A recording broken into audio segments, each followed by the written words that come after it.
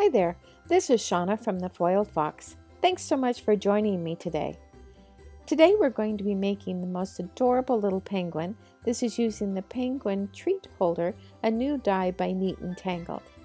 And you can see here he's just adorable. He's a cutie patootie, a wonderful little penguin. And you can see his die here is very simple. And then we're going to be using some circle dies.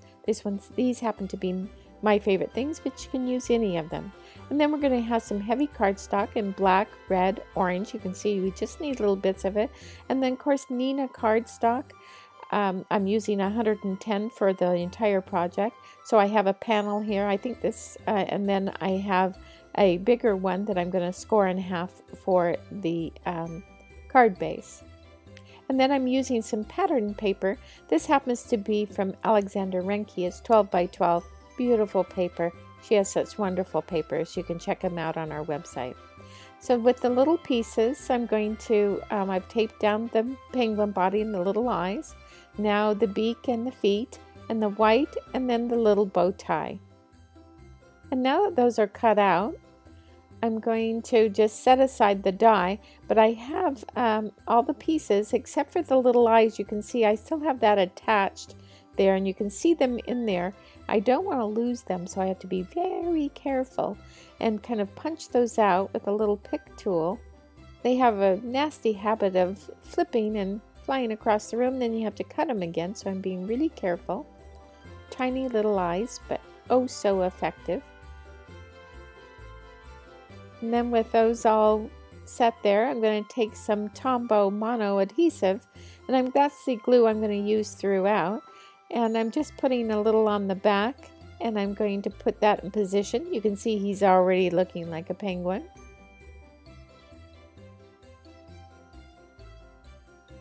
And then I'm going to take his little feet and put a little bit of glue on the top of his feet. Put those in position and then put the body over top. Next is going to be his beak. Put a little bit of glue on his beak, and I'm going to need to use some tweezers for that and put him in position there. And I'm just going to see, well, is that where I want the bow tie? And I'm going to do that with the eyes too. I'm going to use a pickup tool. I don't know if you've ever used one. They're great for this, but usually they have a little sticky substance on the on the tip of this pickup tool. And usually they come off very easily, but the eyes don't have much weight at all, and so it's hard. You need a little assistance there. So now that I think I've got him where I'd like him, I'm putting his bow tie on with a little glue. And then I'm going to take a quickie glue pen. If you haven't used one of these, it's great because it puts just a little pen mark sized little bit of glue. It is glue instead of a pen mark, and it is perfect for little eyes because you're just putting the glue where you need it and no more. Great for sequin too. If you don't have one of those, pick one up. You'll find them in our supply list. As you always know, we have a complete supply list below. Well, actually, the link is below, and that will take you to our blog. You can see I shaped his little arms. I didn't want to crease them. I just wanted to shape them inward to get ready to hold his little package. But for right now, we're going to do some work on the front card panel. So I'm taking a 3.5 inch circle die, and I'm positioning it left and right centered, and then about 3/4 of an inch from the top. And then I'm taking a 3 inch die, so it's 3.5 on the white, 3 inch on the red, and putting that in the center and then cutting those out. We'll set aside those circles for another project.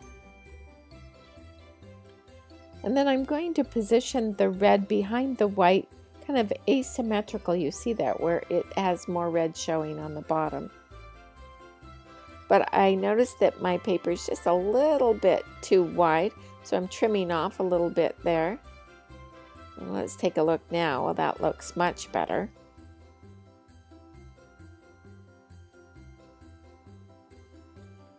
So now I'm going to take the white, and you can see first I have a little bit of a ragged edge, just tiny from where I cut the paper. If you ever have that, just take a little emery board, and you can see mine's well used, and just smooth it on the bottom. It takes all those little tiny pieces off. Let's put a little bit of tape, and then why I don't just put the pattern paper right on the surface to begin with. Much easier to position. Finally do here, and then put the white on the top. I'm going to stamp this sentiment next. This is using the sentiment Merry Everything from the Jingle All the Way My Favorite Things stamp set. You can use any sentiment you like from any set you like. And I'm using some Versamark here to stamp it, but first I use the anti-static powder because I wanted to be sure to get off as much embossing powder as I can that's not supposed to be there. I only want it to stick where the Versamark ink is. You know how sometimes that just likes to stick everywhere because of the static. So I'm using Red Carnation embossing powder by Ranger, putting it on twice just to make sure I have a nice coating. And then I'm going to take the teeniest, tiniest little brush, and I'm going to flick off any of those little tiny little specks of red embossing powder that in areas where it shouldn't be, because you know that if I heat emboss it with them there, then it's going to look all speckled and it's not going to look clean. So after I did that, I heat embossed it, put some foam tape on the back, and a little bit of foam tape on the back of the head of the penguin, only the head of the penguin, because that's the part that's where it's been popped up a little bit, and it's a little bit different height at the head than it is on the body. So peeling off that foam tape, putting a little glue on the body, and then sticking him down. Isn't he adorable? I just love him. He's just so cute. Now that that's done, I'm going to set that aside. And now you can put a little piece of candy or chocolate in there for him to hold, or a letter, or a candy cane.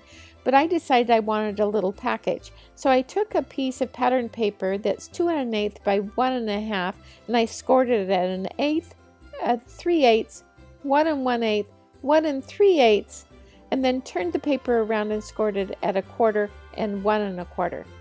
And this is going to help make this package. So now that I've got all those score lines, I'm just going to crisp up those lines by making them, creasing them down. So every one of those score lines. And then I'm going to mark an X of these areas. See that little area right there on the 1/8 inch flap that we're making? I'm just cutting those out because I don't need those. That's an extra piece. And then I'm going to cut up on each of those fold lines up to the long fold. And then I'm going to fold this box back up. I'm going to put a little bit of glue on that 1/8 inch flap. That's what's going to hold it together. And put the glue down. This glue holds quickly and firmly. I like that. And we're going to fold down the flaps just like we are wrapping a package. Put a little glue on the one side, and then we're going to flip it around and do the same on the other side. This may seem complicated, but it takes just a few minutes to do, and it has such a great effect. So there's our little box. Isn't it cute? It's now 3/4 by 1 inch. And then I tied that red cord. I'll link to that in the supply list as well. I'm going to take some Simply White crystal drops from Nouveau, and I'm going to put in the snow, just making random dots, different sizes to depict the snow.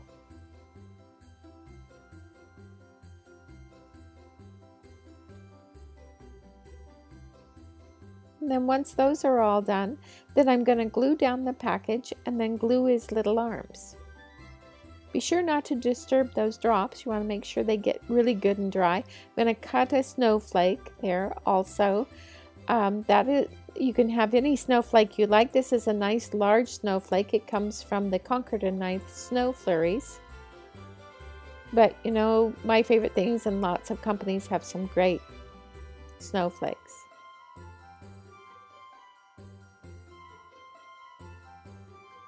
So I just want to fuss with this. I always have to have some little bit that I'm fussing with. And this is this little package. Once I get him kind of where I think I want him to be, and the bow just right, then I'm going to put a little bit of glue on the back of the package, and then a little bit on his arms, and then stick him down. Just hold it there for a minute. Again, this glue holds down really easily and quickly. And then now that I've let those dots get completely dry, I'm going to take the snowflake and put just little tiny bits of foam tape on the back.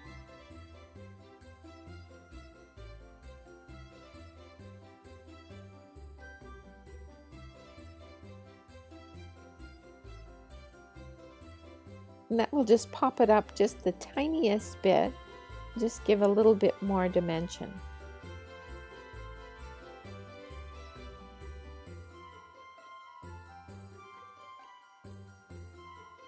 Again, don't try this without those little snow dots being completely dry. Otherwise, you'll have a mess on your hands. So here he is. Isn't he adorable?